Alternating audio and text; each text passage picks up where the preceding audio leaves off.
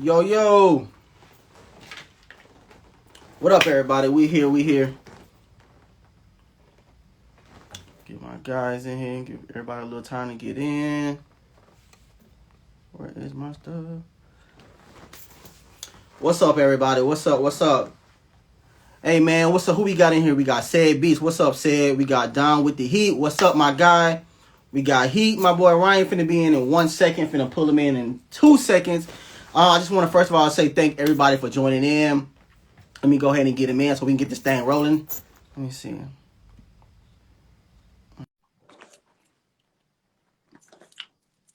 Let me see. I think we got. Let me remove this picture real quick. Yo, There he yo. goes, my man, my man. What's up, Ryan, bro? What's up, bro? Man, good, good. How you feeling? How you feeling? Good, man. I got this. I got to get my fancy light on here for the background. I got the ambience. There we go. Oh, you got the what you call that? You got the strip too, like I got. So I got this is like just a floor light. Where's that? Okay. And then I have the light strips here too. See, bro, I want to get a few more of those and put like in between my panel. I want more, bro. I just love RBG stuff. I want more. It just looks so awesome. It just like Yeah, it creates the vibe, man. Especially if you work from home, it just makes everything a lot more outside of home. You know what I'm saying? As far as the feeling and everything. yeah, dude. I see everybody starting to come in. Hey, if y'all can hear us both, give me a 1 in the chat, and let me know where y'all from. Let me see. Let me see a couple. I know a few people in here. I know my boy Ryan is about to pull in a couple guys as well. I say they should be showing up. Oh yeah, give him more time. Oh my god, because I know when I see you on, I'm on there, bro. I be driving sometime. I'm coming on there. See Eric and Vino Beast. What's up, bro? Dame Millionaires in.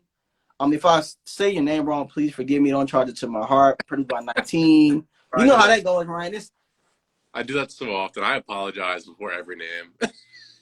Oh my God. And I think the way Instagram does it, it makes it seem as if it's one word. So it'd be Yeah, hard to try to break it apart. Man, bro. but hey, let's just go ahead and get into it, Ryan. Man, I know I said it like 100 times already.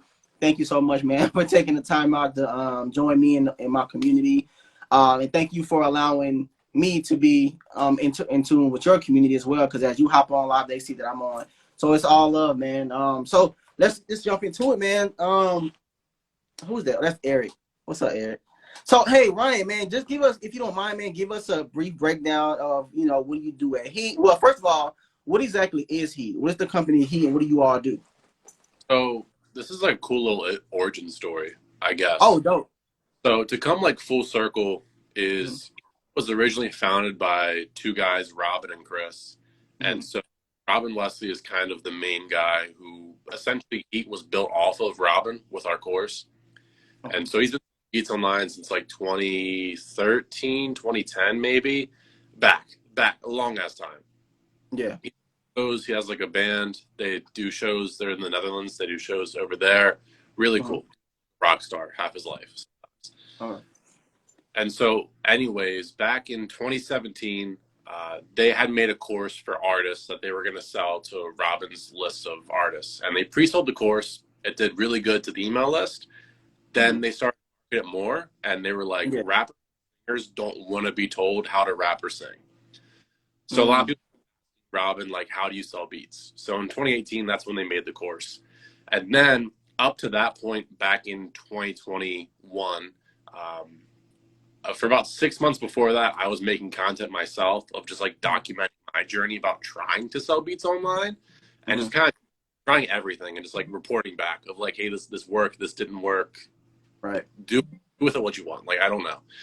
And so they had found me and they were like, yo, like this guy makes good content. So I started just an affiliate relationship with them and then started talking more with them. Kind of things aligned perfectly with timing to where Right. they're like, you can be our content guy and we'll pay you. I was like, sweet.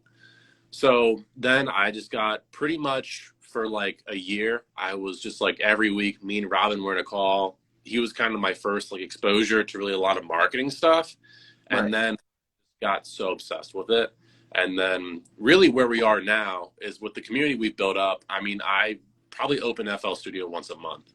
And like I'm very vocal. Like, I really don't produce all that much anymore myself because I Wow. love putting time into the marketing side of things. And because I know I've talked to people like they hate the marketing side of things. They just want to know what to do and kind of Right. why they're doing it. They want to make the beats.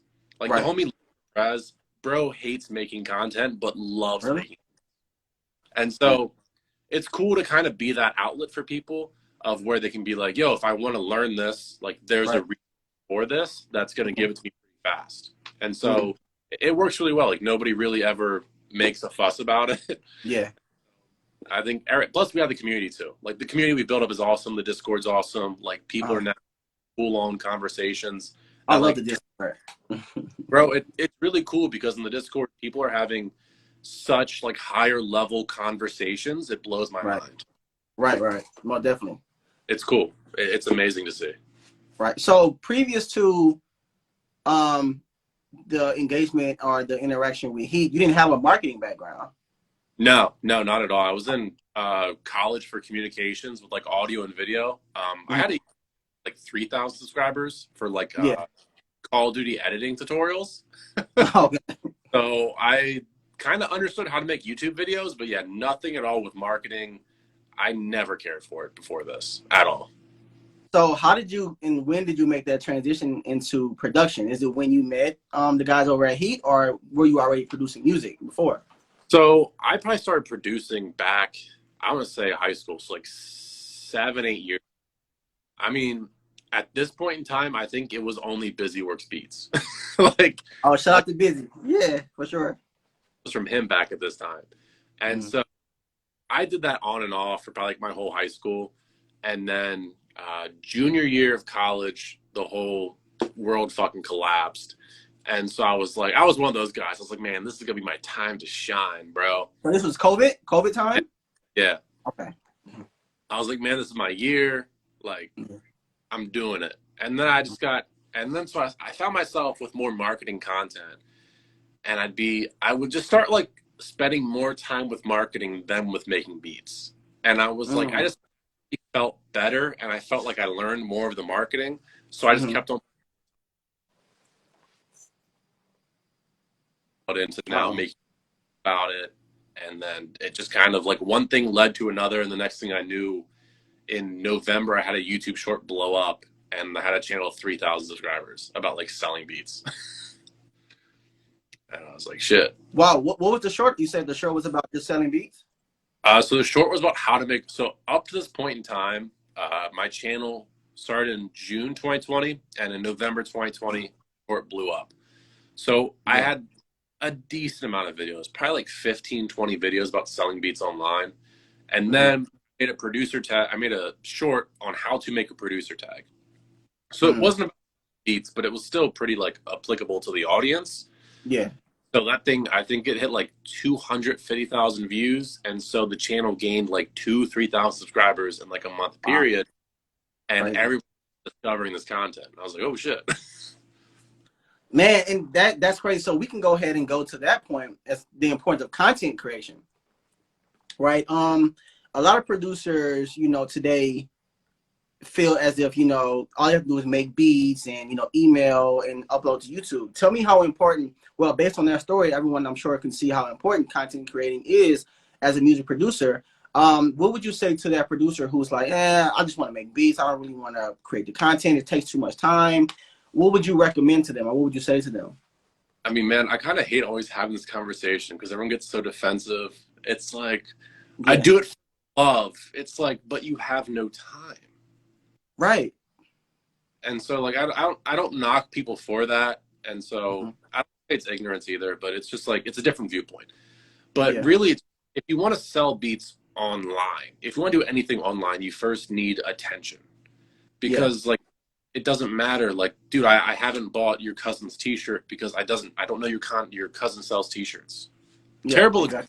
But like, if you don't know it, like, there's no point.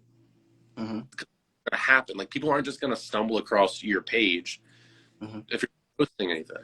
So it's really the first step is all about attention, and people just know you exist, and then you need to have call to actions to follow.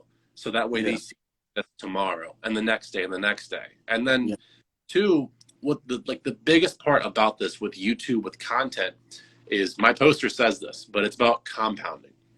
Mm-hmm. We suck, humans suck at understanding how things compound. Like YouTube is the biggest compounding platform ever, if you think about it. Mm-hmm. Because HEATE channel, over 2 years, we have made 80 plus videos. So Mm-hmm. now, Tuesday night, I can do absolutely nothing, upload once a week, and every 48 hours, we get 7,000 to 8,000 views. Yeah. Because we have so much of a catalog already on the platform. Mm-hmm. It's the same content, what happens. Like, there are meme producer pages who post me with hundreds of thousands. Like, I don't ask them, it just happens. Then it grows to more. And then other people see it and they're like, oh, I have a meme page too. Let me repost that because I saw he reposted that. And so there's shit that you can't control that just it compounds so fast. Right. So I know we spoke about in the Discord earlier this morning, bro. We was up at 8, 9 o'clock in the morning on the Discord going crazy. Popping. It was popping for bro. It was, bro. I was up like, whoa, we jumping up in here. So as far as compounding, that's something similar to is it safe to say that the method Russ uses today, as far as how he was dropping songs every week, right? And then once he blew up, that's when, you know, all those past songs started hitting so many different stream numbers and getting higher and higher. And, you know, just like you said earlier, you want to have that content so that when you do have that moment in time, you have it for everyone to go check out and see. Yeah. Right. So I guess I guess what a lot of producers have to understand that, you know, as a producer these days in this time, content creating is just as important as making beats. To me, anyways, because that's if we're speaking on brand building, you know, if you're going to be building a brand, or if you're going to be that producer who, you know, like I know, for example, you know, Dylan, not that Dylan, but Dylan Graham. Yeah, very good friend of mine. Dylan probably posts every 3 months, but he has, you know, when he was on his YouTube channel, he has so many videos that you can go by. Mm-hmm. So what do you think about, you know, that producer who consistently posts on YouTube but isn't as big on social? Do you feel as if is it very important to be on both, or you just have to be on one? And I think you're not utilizing social media outside of YouTube, you're really missing out on something. Like 100%, because when I think I wanted to make a video about this week, but then some 13-year-old kid who got a placement and sells a lot of beats was like, you want to do an interview? So now I might do that video. A lot of shit happening. But anyways, I made an outline for this earlier, so this is like really cool because it's so fresh. So when you look at YouTube, particularly for branding, there's only so many ways you can brand yourself with an image or visualize. Like there's only so many different variations or fonts you can use that really, like, it doesn't have that extent of what a brand really is. Right. It can only go so far. And so that's where you really build a brand, not only on YouTube, but now if you have a popping YouTube, no matter what your YouTube is, but if you look at someone who has a popping YouTube, a lot of those guys don't really post on Instagram. They don't do email. Most of them. And so they're missing out on one of the biggest points of a lot of these artists. Like, they want to connect with you. They want to talk to you. And like, they want to at least have a working relationship of where they feel like you are a human being. It sounds so weird to people. And I think it's because it sounds so like, well, that of course it's like, start doing it. Right. And so by doing social media, like by doing stuff like this, with going live, with all the stuff you do, like people know you as a person and perceive you really different. Like there are guys who I don't know, but I see their daily live by Instagram story because they're posting all the so like you have a real different perception of this person and a different connection. And so by using social media, by using email and sending, and like it just feels like you're texting somebody. Although email's different, but it feels like you're like genuinely talking to that person. It creates a connection that not everybody is going to respond to that and like 100% engaging with you back, but you have to throw that out there to get people to respond to you in the first place. Right. So it's really about building that relationship, even though you all may not speak, you know, via text messages, FaceTime, or whatever the case may be. Your social media presence, like as you said, it shows your personality. And a lot of the times when a person or an artist, knows a producer based on his personality, you have a better chance of working with them. 100%. And also, the biggest thing that I think we've learned from email with doing Matt's case study is just the importance of staying relevant. Like, if you could every week to somebody, like the next time they need a beat, I know for damn sure where they're going. Right. Because you're relevant. You're so top of mind to them. It feels like everywhere they go, they see you. Right. And it's just like, that's how you win. Man. So, bro, you said it. You said the Matthew May. Man, I've been keeping up with the Matthew May project. For those who aren't following you, for those who don't, aren't familiar with the Matthew May project, give us like what exactly is that? What did you do with Matthew May? I think Matthew May was in here actually earlier, but just give us a small breakdown on that project. So Matt, I don't know if I'm wrong. I think he's top 40 of all time with Airbit. I think. Okay. So his channel has about 100,000 subscribers. And so we purposely chose to work with somebody who does numbers, who gets data back fast. Right. Because I'm not trying to do a 2-year case study of where you might blow up and sell a beat. Right. Like, not going to happen. For sure. So from January 1st to April 14th, Matt did about $22,000 in beat sales, which is great. Like, that's awesome. And so during that time, he was just using like the Airbit Infinity page player and no marketing. I think I asked Matt, I think he sent one email before, like ever. So it really did nothing. Right. And so it is in CCS in the course, like we tell you how to build a website, some videos about that. Like the whole point of why you build this website is because it converts better and the process is optimized to make your life easier. And also, I mean, like just by doing licensing tests, like we can A/B test stuff on the website, which is huge. And so what we found out is like we did like a banner too. Nonetheless, is we essentially made Matt a custom website where it's the BeatStore player from whatever player you use, BeatStore you use, just embed on a custom website where you can have a lot more control over functionality. You can get data back better, faster, and then email marketing.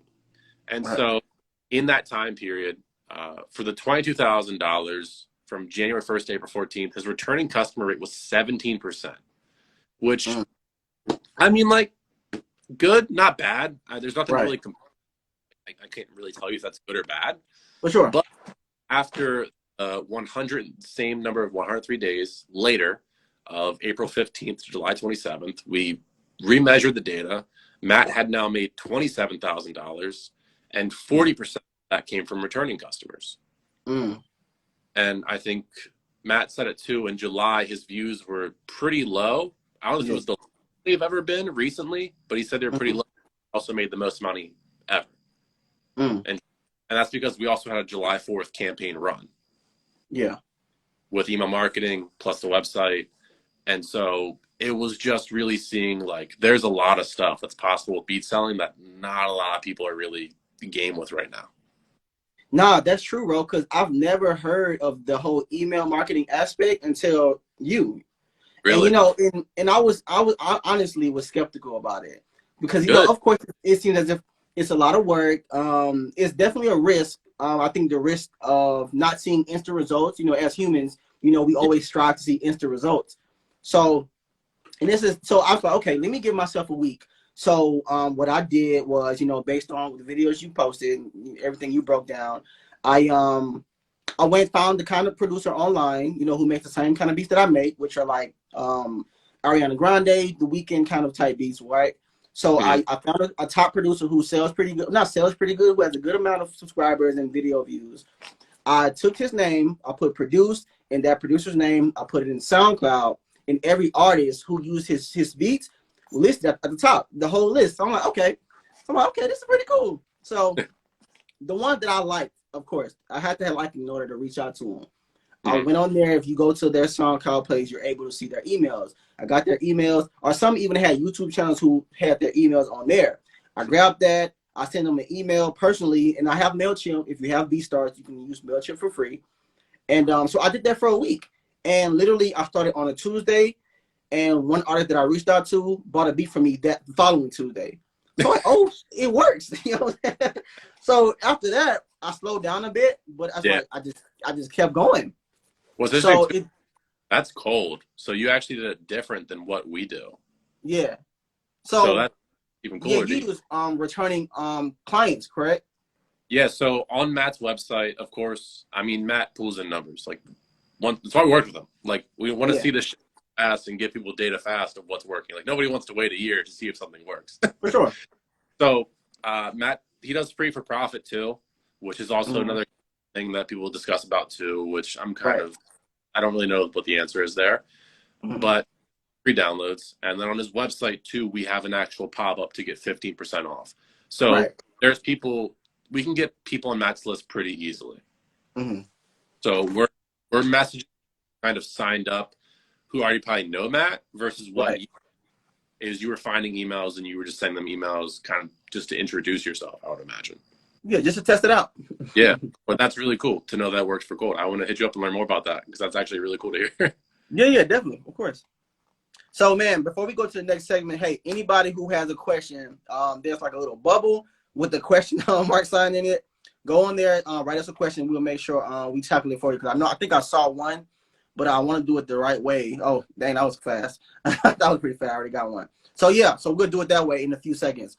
So so Ryan, there's this big myth going around, man, about selling beats online. You know, some say it's dead. Some are afraid to sell beats online. And there are some who sell beats online secretly. And I honestly, I was one of those guys that was because I was getting placed within the industry, and I thought that it would kill my career, right? And a lot of people were saying that selling beats online was dead. And I have an expert right here now. I have an expert right here in front of me. So I want to know from you, what do you think, or where do you think the future, well, what is the future of selling beats online look like to you? Man, I hope I can kind of force it. So I would like to just more. I don't know how familiar with like Shopify and whatnot because what I Mhm. think right now is with the power of social media and how it's grown with all these platforms and all the way to just drive attention to yourself in the first place, Mhm. discover and whatnot, is it's turning way more into an e-commerce platform for people who really like understand this to the next level, like monetizing themselves. Right. So the biggest thing is that the beat stores really aren't on the same level of like e-commerce stores, and so there's a lot of functionalities that aren't possible yet that are Yeah. just on the table for top guys. And Yeah. like I like show them this because I think they'd start a riot for me. But Mhm. like hand and cart, there's so much money to be left on the table for all these guys. So I Yeah. just hope is really it's gonna be I hope a lot more email. I hope a lot more SMS too. That's something we Mhm. want to tell with like text message marketing. Yeah. Um, I kind of hope beat stores pay more attention to the overall marketing aspect. They change up the way you can kind of integrate things and do things on the back end. Right. I think selling beats online is probably always going to be a thing. Like Yeah. there's always going to be a 10-year-old kid who wants to start rapping. There's always going to be a 16-year-old kid who wants to start rapping. 10-year-olds are probably bad, can't buy anything, but Right. who like their home studio and they want to buy a beat. And so YouTube is like solidified in my mind as like the platform you go to look for a type beat. For sure.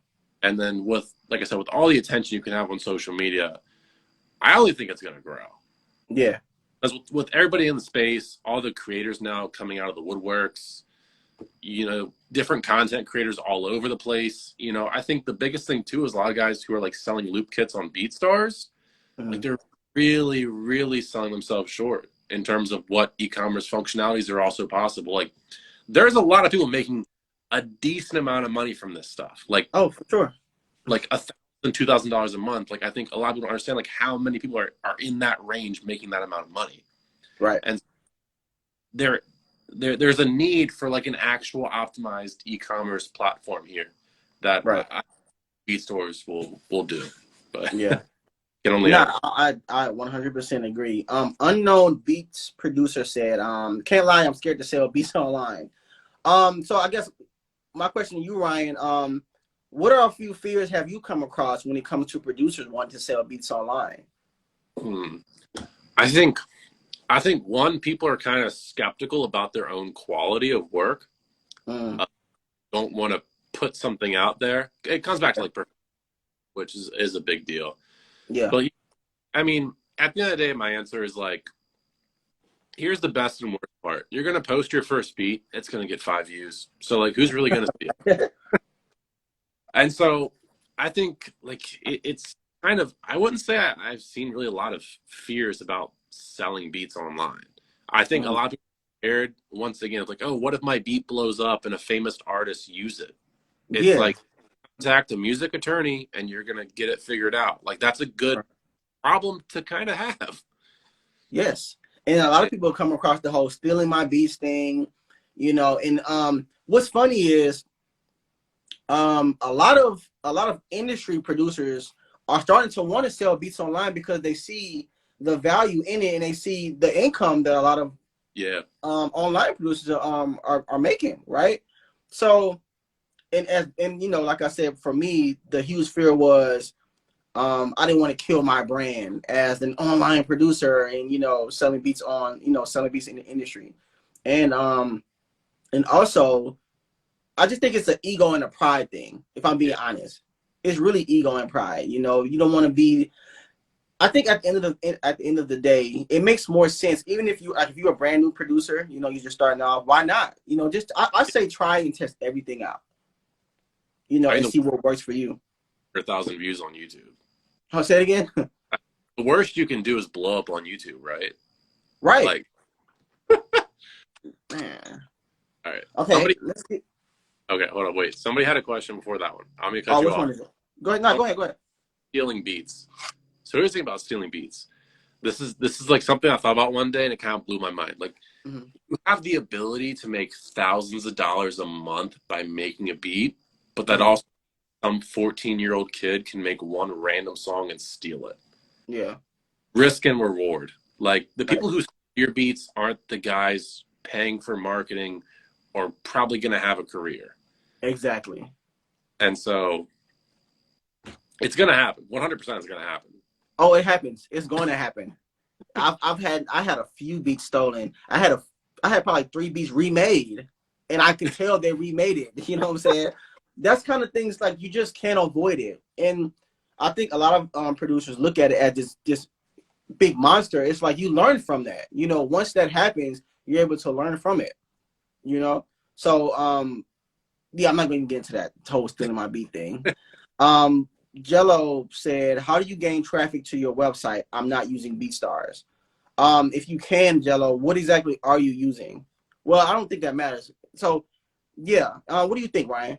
To answer that question, how do you bring more traffic to your website? Hey, before you start, everybody who has a question, please put it at the bottom so I make sure I don't miss it because everything is scrolling so fast.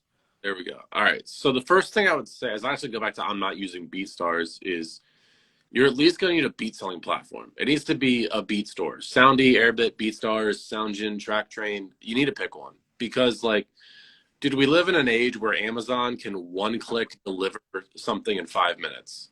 Like people Right. want it now. Like people do not want to have to email you about buying a beat. Then they're like, what's the lease? And they have to wait 4 hours for you to get back. You need to make this optimized as possible and with speed, number one right there. So definitely get a beat store, get going. Gaining Right. traffic website, YouTube type beats, post short form content on Instagram and TikTok. You could do blog posts as well if you enjoy writing and you learn about SEO and you have a website. That's probably like the main four right there. Yeah. And constantly do those. Like at first, you're probably not going to see a lot of results. We all started out that way. It's like you have to keep on doing it, and over time, it's going to compound for you. Man, I've stopped and started at least 4 times when it comes to my beat store. I started it and stopped it. Started it, stopped it. So now I've been consistent for a few months now. And it's been pretty good. So Yeah, let's get to this question too. Hey, one guy said, ask Ryan, when is he actually going to reveal that he's Kenny Beats? That's bro. Bro, you need to ban that guy from the show. Do you get that a lot, bro?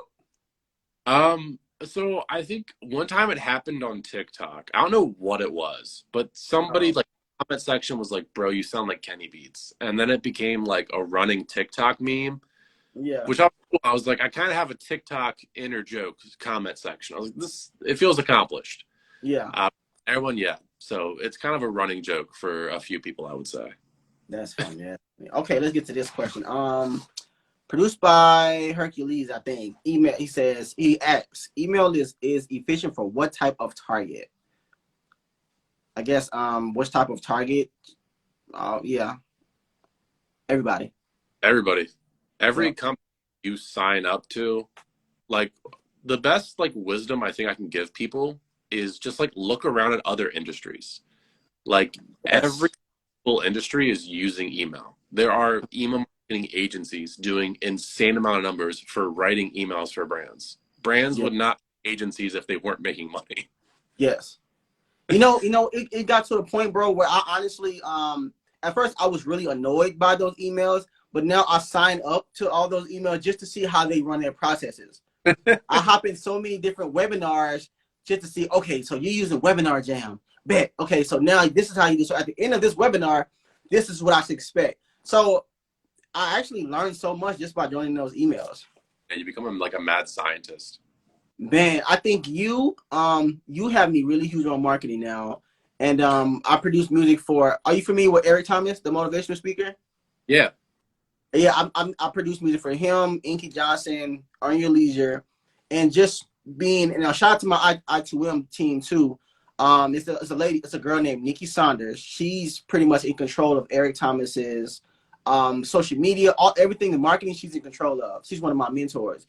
And like you said earlier, looking different industries, by looking into the motivation industry, I see how they do it, which made me fall in love with marketing so much, bro, because for a minute I struggled with just making beat sales, but it was because I didn't have the marketing. I didn't have the marketing background or the marketing knowledge. So I really encourage anyone to, of course, check out HEATE, because they give all of the sauce when it comes to marketing. I don't really know anyone at the moment who does. Appreciate it, man. Yeah, for sure. So let's see what the next question is. Let's see. Produced by Infinite.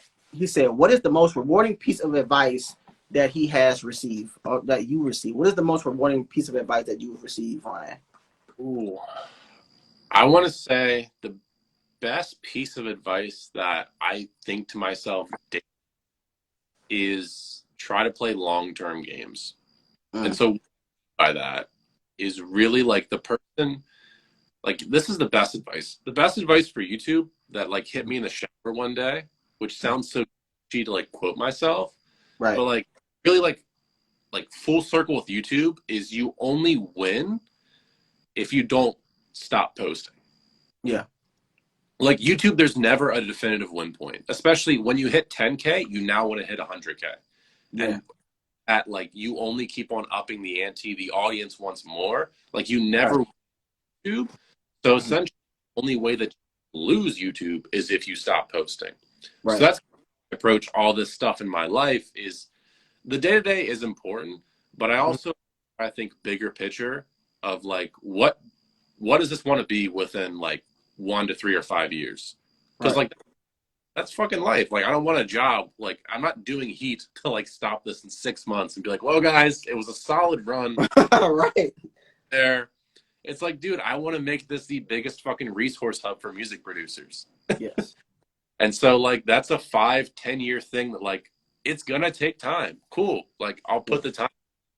I fucking hope it works. So so since we're speaking on the long term game, what do you say, or what advice would you give that producer who's been doing it for 3 months, not that many views, no sales yet? What would you say to them to keep going with that journey without having any results? It's tough. It's Mm-hmm. tough one. I'm trying to think what Yeah. I would say to myself, You said truthfully. again? I'm trying to think of what I would like tell my younger self. Yeah, that's good. I think I think what helped me is almost I did have a sense of delusion. Yeah. And what I by that is kind of what I just said right now of like in 5 to 10 years, I want to have like the biggest resource hub for producers. Mm-hmm. And it's like, yeah, that was so much confidence. of like, you kind of have to have a little bit of delusion in you to think that you're going to achieve something really big, because at the end of the day, like, that should be your main goal. Like, you should Right. set goals, but I think at the end, be a little bit delusional to really push yourself. Infinite said something really good too. Be prepared to have no results for a year minimum. My result is nobody owes me shit. Like, I'm just making these videos for fun. Nobody Right. owes me anything. Like, there's nothing out of this I should really gain, essentially.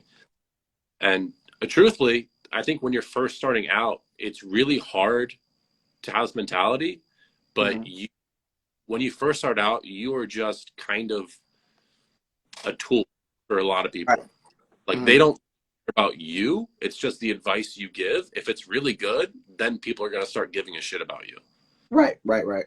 Especially with short form, like short form content, like, you make impressions. But if Yeah. what you have to say in 3 seconds doesn't get somebody to stop, Mm-hmm. like, that's all the data you need. Like, make better content, try different Right. hooks. Right. Yeah, it's tough. I I, think I was tough, but I think it helps. we all are, man. You know, because we're creatives. You know what I'm saying? We all, especially as a creative, you're very hard on yourself. One thing that keeps me going is I know that this is an act of service. You know, when you're doing an act of service to someone, you don't really pay attention to numbers as much. You know, so for me in my content that I put out, I know the content that I put out is going to be able to benefit or have a huge mind shift change for this random producer. It can be one producer, it can be Yeah. two. You know, so I really focus on the service part. So I think when it comes to as a producer, if you focus more on the service part, and also when it comes to you producing music, Troy Taylor told me one thing that always sticks with me. Go back to why you fell in love with music. Why did you start making music? I think if you do that and you stop realizing or start thinking about the numbers, the views, all of that stuff is smoke and mirrors, right? Because you know, like we've talked about earlier in the Discord, you can hit 10,000 views on a video. Doesn't mean you're gonna get the number. Doesn't mean you're gonna get a sale. Not yet, anyways. You know, so I would definitely say focus more on the service, and just do what you love, man. And just find a way. I know a great book that I read recently, The Atomic Habits. I know you read The Atomic Habits. You know, I blacked out for a second. Oh, with the Atomic Habits, you know, it's one of their rules in there is make it attractive. You know, so make it attractive. Like if you want to, make your beat selling process or the journey with that, make it attractive somehow. If you haven't read The Atomic Habits, I highly recommend you read that book. It is a foundational game changer. You know what I'm saying? It's a great book, bro. Great book.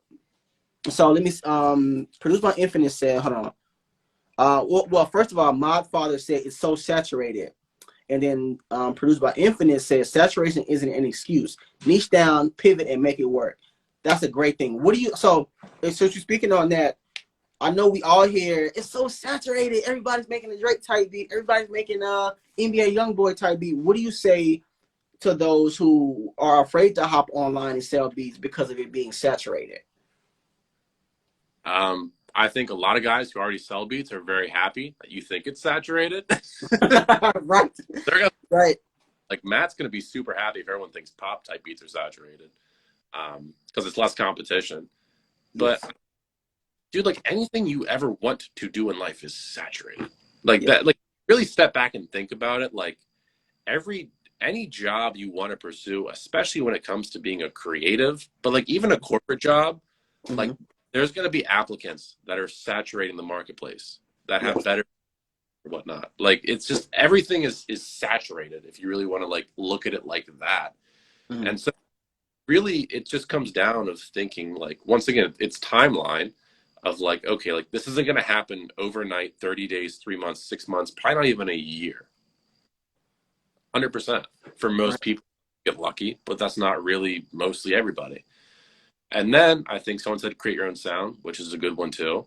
But also, like, there is a point in time when you're first starting out, like, you do have to look for at least a keyword, especially if you're going to sell beats online. Like, you need to find something where you can niche down and kind of plant your foot and become that guy for that sound. Because, Right. like I said, that's kind of what you're starting out for. Before you really build a brand, like, you need to have people just engage with your beats.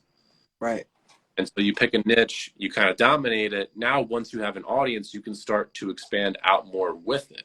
Like Mm-hmm. Infinite did a lot of West Coast stuff when he first started. Now he's getting into like soul loops and whatnot. He can do that. He built up an audience of producers who really just think he makes incredible work. Same with the Right.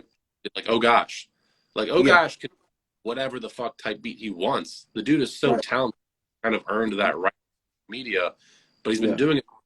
And so it's kind of like an earned right you get on social media of like once you do something in a niche and you talk about it, you can start pivot more. You can't completely change your shit, but you Right. can or because you have an audience that really fucks with you. And so you can start doing a little bit of different stuff. Yeah. I think everyone, when they're starting off and they don't see the instant results, after doing some certain things for so long, they want to, someone mentioned pivot.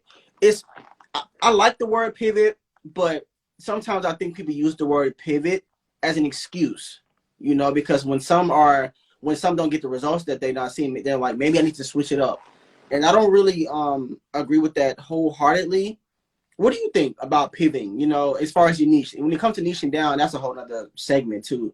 When it comes down to niching, like when do you feel or do you feel a producer should pivot when they aren't seeing any instant results or any results over a small period of time? I mean, it's so tough of a question because there's so many variables that go into it. Because Right. like you might have the guy who started producing 3 months ago who also started uploading type beats 3 months ago. And Yeah. so like, give him technically perfect magical keyword if one did exist, but his beats are so Mhm. bad. So like that's not the issue. Right. And so I think with pivoting, like you said, like there's kind of points and times of like when or how, and there's no like logical explanation to it. But Hmm. a lot of people do nowadays that I've seen from the Discord, which I just love seeing this shit. Is like some guy was like keeping track of how Yeah. many views based on which artists and how he combines artists. He was like, okay, so if I did A, B, and C, I got 17 views. If I did artist A, I get 5 views. And so it's like, okay, it's like based on this, I'm gonna go keep on doing artist A, B, C, Right. and kind of shit like that. Of YouTube to me especially is when you're first starting out, you should play around with if you're a creator, it's different topics about your niche. If Right. you're making beats, you probably have a sound you stick to that you can Hmm. pick out a handful of different artists that match that style and just Right. kind of like what's giving you a little bit of leeway in the algorithm. Like Right. what's kind of giving you I mean, like for the selling beat stuff, like the Instagram videos always do so well, and Yeah. that's what I've done, and that's the thing too. Like a big thing to go back to compounding and consistency Hmm. over periods of this what I just did. I can tell you what content works and what doesn't work, and over time, I've made it work better, and I've made things work. I'm like, okay, this doesn't work because of do it now. It works because I did this, Right. and long enough, you're just collecting data as long as you're observing what's working. So getting back to this whole conversation here, Hmm. say is with YouTube, it's just about you probably have a sound you're going to stick to that you can Hmm. probably find artists and just see what's giving you wiggle room in the algorithm, and Right. just okay, this has worked better. Let's Right. kind of Right. And you know what's crazy, man? I think a lot of producers make the mistake that thinking, let's use Drake. Of course, that's like a highly used um keyword, you know what I'm saying, when it comes to YouTube.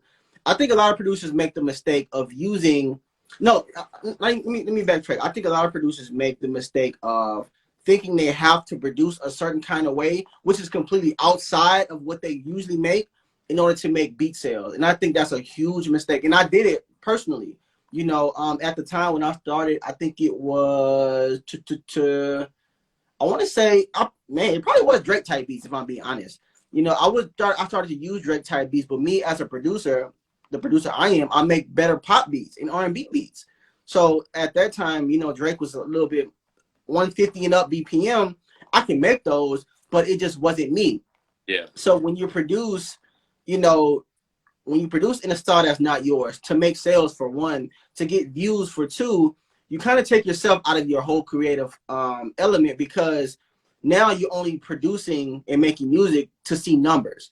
And that's when you make a huge mistake, and that's when everything falls. And then you want to pivot, you want to try different things, and then you see that NBA YoungBoy type beats are making a lot of producers who are making NBA YoungBoy beats are making so many different sales. Then you're like, okay, now I have to make an NBA YoungBoy type of beat, which I really feel is a huge mistake. A lot of us producers make. So I think instead of pivoting, even before you pivot, I think all producers ask themselves, is this really the music that I love to make? And True. if it isn't, make the music you love to make, and then put a name on it. Then if you make, I don't know, Stranger Things type beats, if that's the beats you make, use that and stick with that. You know, don't really worry about the outside. Now, numbers and analytics are very important. They are. But there are certain ways, like if you, okay, say you make Drake type beats, no, say you make Ariana Grande type beats, and you see that Drake is a top seller. Just put Ariana Grande featuring Drake type beats, and it works out. But just, I would say, stick to your core as an artist or as a musician, and do it that way. Yeah, I think too, like just with how long it's probably gonna take, like you have to find something you enjoy doing, or else this isn't gonna fucking work. Like, you have to. Like, this would not work, bro. You have to, and I think a lot of people miss that important factor because they're so drawn on results. You know, which results are good. We want to see results, you know, but when it comes, when you want to get results from something that's not you, it's going to get old. It's going to get old 100%. You know, you want to stick to, I always say your core, bro. I always say your core. You want to stick to your core when it comes to your artistry, because there's no way I can start making Jamaican type beats or stuff like that, because that's not my core. Now, I can do it. I'm very versatile, but I can only do it for so long. You know what I'm saying? And when it comes to that long-term game, like you said, you want to be able to stick with something that's a part of your core so that you can stay consistent. Once you do that, you're able to stay consistent because it is you, right? True. So yeah.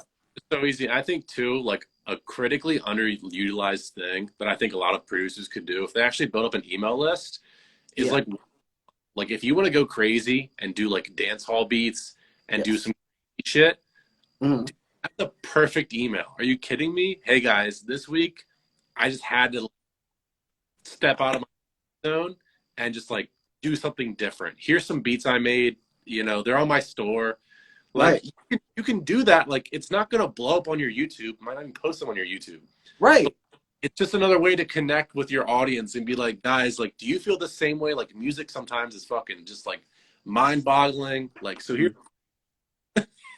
Man, that is so true, bro, and that's so good, man. Hey, bro, you spoke on angle stuff like that people just sleep on. Man, that is true, bro. Hey, you spoke on the email, so I want to get to that as soon as we answer this question. Unknown Beats producer said, should you get your beats copywritten before you sell them? You can answer that. Yeah, no. It's no point. There's no point. There's no point. It's a hassle. There's no point. So many things, and you get down to like content ID. It's a no. Yeah, it's no point. Yeah, I would say that. Yeah, it's no point. It's no point. I wouldn't do it. I wouldn't do it. I think we had one more. No, we didn't. So, since you mentioned the email, you know how to write emails, right? So let's jump into that. I want to. Oh, shout out to Busy. We've got Busy in the building. Was he? Busy work. Yeah, he in here. Oh. So, email marketing. Let's touch on email marketing. That's another unicorn that a lot of people think isn't real. Like I said earlier, it works. I've done it. Here's the funniest thing. I thought of this earlier. I looked at my phone, producer grind email. How can you be a producer and say producer grind and say email marketing doesn't work, but here you are signed up on the producer grind email list, getting deals and shit about producer grind. Like, hold on. Producer grind sent an email saying that? No. Like, I looked at my phone, I saw an email from Producer Grind, and I was like, there's probably people on this Producer Grind list who have probably purchased from the list or signed up to. they're the same people like, nah, man, email marketing doesn't work. But here they are opening the email from producer grind too. Bro. And it's, man, it's so crazy because, and it's like, it's such a huge but small thing everyone overlooks.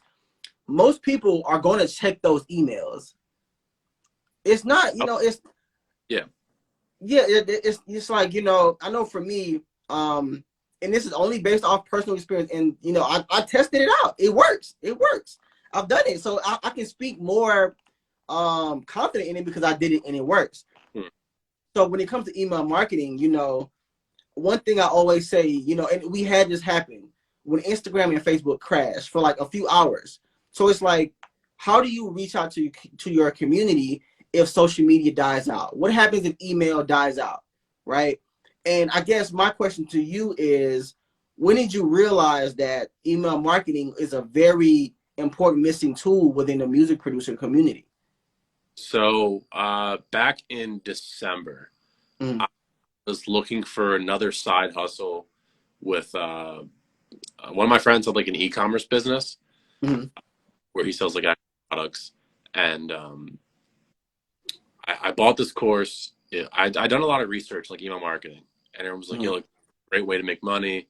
And so there was a guy. His name's Chase Diamond. He does like all this e-commerce email marketing for all these top brands, and his course was like $850. Yeah. And so I was like, "Well, fuck it. Like I'm gonna learn." Yeah. Right. And I was like, "Holy shit!" And so it's like, one, there's a lot missing that like the functionalities can't be done with BeatStars. One, that kind of sucks. But two, wow, this makes a lot of money. Right. And so the e-commerce email marketing emails are a little bit different. They're a little bit more fun designed. And so like for selling beats and whatnot, even just like if you're doing loops or whatever, like just the plain text emails, like it works fine. Yeah. And I think people really misunderstand the fact of, people think like email's dead. It's not. Like it's working. Not at all. And people just suck at writing emails and trying to connect with other people. Because whatever you do is this is what I've seen from everybody. Because I'm trying to test automations from people so I can see their campaigns and their automations. Their stuff is every 3 months they'll be like, "Oh yeah, I have an email list of like 4,000 people now. Cool. I'm gonna email them. I have a 30% off coupon this week." Didn't work. Shit, email's dead. It's like, no, you sent one campaign over the past 6 months that you begged to buy your 30% off beat. No shit, it didn't work. Of course. It's like listening to YouTube once a year of like, "Hey guys, I made and then you're supposed to get a sale." It's like never provided any value, or even with email, it's not all about value either. Like people want to talk and engage. Like value can be a conversation as well. Like me having this conversation right now, like putting time is money. This value, the currency, whatever. That's a terrible sentence, but conversation to a certain extent. Like if me and you, I was like showing you like the lenses, the lights I used before this, that tell you that like you're not going to have with potentially somebody else that I can provide you. And it's just email, just reaching out to people and just even asking to hear their music, or just like a checkup of like, "Yo, bro, how have you been? Like, world's been kind of crazy." Bro, people love that shit. Like they want to, like, no one wants to just be sold to. No one wants that. It's, I think, like we touched bases on earlier, being personable is key, because we don't want to talk to robots. We get the potential scam calls and all that stuff all day. We don't need that in our emails either. We don't need the random text. You want to be as personal as possible. When you said that, I actually tried the hey, you have any? I actually tried the "want to check out your music" line. I did that. The one you said. I tried that. Works perfect. You know what I'm saying? And that's why I want to bring you on, because anyone I bring in front of my community, I have to have tried their methods. I had Busy on. Everyone studies Busy. Everyone started off studying Busy Work Beats. Everyone. So I had to have them on. Say it again. If you haven't like watched at least one video, I don't know how. You had to, bro. And even for Busy, when we spoke on compounding, Busy was consistently posted almost probably every day. He still posts every day. that plays a major factor in your branding. So it's very important. So before we get out of here, anyone who has any other questions for me or Ryan, mainly Ryan, because he is the guest here, y'all can DM me. But let's ask Ryan any question that you all have before we get out of here. Please speak about you have the CCS if you want to, throw a little shameless plug in there about the CCS. Yeah, so it's our course around beat selling. Like on YouTube, we mainly do. I try to give out a lot of value on YouTube, but YouTube is mainly just information plus entertainment. The course is mainly just actionable, implementable steps that you can take. We're working on a 2.0 version, which like I'm losing sleep over. Like I'm trying to make this thing fucking awesome. So that's going to be coming soon, hopefully within the next month or two. We're also bringing another well-credited producer on to talk about another subject related about making money as a producer, which we're really excited about. Can't really get too deep into that, but that's a way for producers to monetize their music. It's going to be baller, kick-ass. Essentially, I'm super, super stoked. I think I have an idea. But I'm not going to say it, but go ahead. Yeah, but CCS is just the course. I mean, truthfully, just get in the Discord. Like, if there can be a call to action for this, just get in the Discord. Yeah, because I learned so much. And if you feel like you need the course and you want the course and you feel like this is a good step for you, 100% support. Like, ask her. We'll tell you their opinions. Yeah. Nah, the Discord is booming, bro. Like, I have my own Discord, but I bounce between your Discord, Kavi. I'll be both. I'm actually gonna have Kavi on next week. Me and Kavi gonna chop it up next week. Oh man, I was supposed to say that. Dang it, I'm supposed to wait. Well, anyways, if you're on here, if you're on here, me and Kavi gonna speak on next Monday, and so yours, Kavi's, and sometimes BeatStars. I'll be on BeatStars sometimes. BeatStars, a lot of their producers on there are pretty aggressive. You know what I'm saying? So man, Ryan, I think this was an amazing conversation. I think all the questions are done for today. Do you have anything you want to share with the people? You want to throw any plugs out there? I'm going to be joining CCS soon, but you said the 2.0 is coming. Should I wait or what? Well, if you get it now, you have lifetime access. So okay, cool. We're gonna update it and then get lifetime access to it. So it doesn't really matter. Okay. Anything to plug? Honestly, the best piece of advice is just like keep your head down, keep working. Like it took me fucking years to build up the HEATE channel to where it is and making all this content. And it took Robin however many years to really build a beat selling business, plus build all the HEATE shit on top of it that we're doing. Like if big shit, it takes big years. If you want to fly, you need a big runway. Right. So, one question: What are the 3 books you would recommend to any producer? One is just this $100 Million Offers by Alex Hormozi. Just consume every piece of content that Alex Hormozi puts there because it really changes your mindset, like business and marketing, and everything like that. What's another good book I read? I like Cashvertising. It's about copywriting and like selling advertising. It's like cash with a money symbol. I got to pull up like my Kindle Unlimited here. I'm trying to think of the third book. Atomic Habits. Are you an audiobooks guy? Do you like audiobooks? I like audiobooks. I also like reading them off my Kindle. Yeah. I'm really too picky about it. What's my third book going to be? Third. I feel like I haven't read a good third book in a while, honestly. Yeah. I'm reading. What was it? 100,000. What is it? What was that book you just recommended? Number 1. Yeah, I just downloaded that Audible, so I'm reading that now. Amazing. Yeah. Is it better than Atomic Habits? Oh yeah. Really? Oh shit. This book is like how you view business. Yeah. One that I would definitely recommend is what is it called? I may say it wrong. It's what is it? Where is it? Where's my book? Is it how to win friends and influence what is it? How to Win Friends and Influence People? Yeah, by Dale Carnegie. Yeah, definitely that one. That's a gem. That Atomic Habits. Have you ever heard of Building a Brand Story by Donald Miller? I heard of it, but I haven't read it yet. That was a good one. That was a good one to how a lot of where are my books at, man? I think I got them in the closet. It's so many, man. So what was that third one? You didn't give me three. What are you reading now? So I just ordered a book today, actually. It's called Is Not Dead. Emailing is Not Dead? Yeah, so I saw this on Twitter. Mm-hmm. And that's perfect. How to Stop Losing Customers, Find Hidden Profit, and Turn One-Off Sales into Lifetime ROI. Came on my Twitter feed. Apparently this girl runs a huge email marketing agency. And why not better learn from her? Right. Hell yeah. So if you read books, you're honestly.